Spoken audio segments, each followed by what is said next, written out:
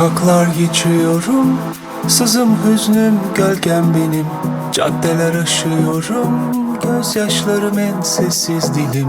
Asılsız çarelerle yürüyorum, işte böyle zamanı geriye çeviririm diye.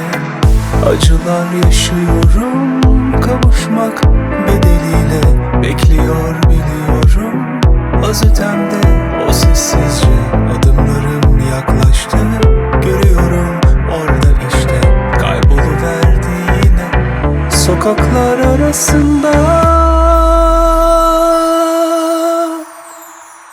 Elbet bir gün yollar çaresizce tükenip son bulacak. Zaman işte yeniden başlamış olacak.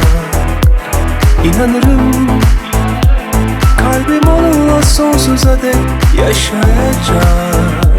Kaybolup gidecek mazide birlikte.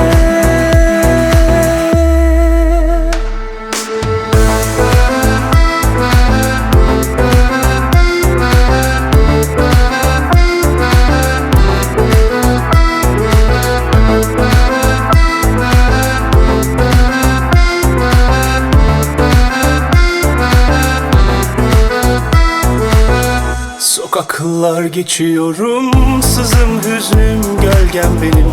Caddeler aşıyorum, gözyaşlarım en sessizliğim. Asılsız çarelerle yürüyorum, işte böyle zamanı geriye çeviririm diye.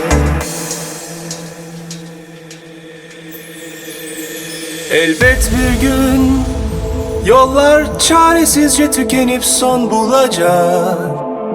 Zaman işte yeniden başlamış olacak.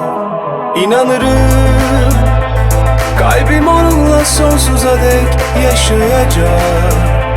Kaybolup gidecek mazide birlikte. Elbet bir gün yollar çaresizce tükenip son bulacak. Zaman işte yeniden başlamış olacak.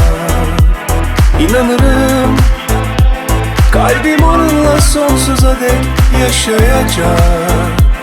Kaybolup gidecek mazide birlikte.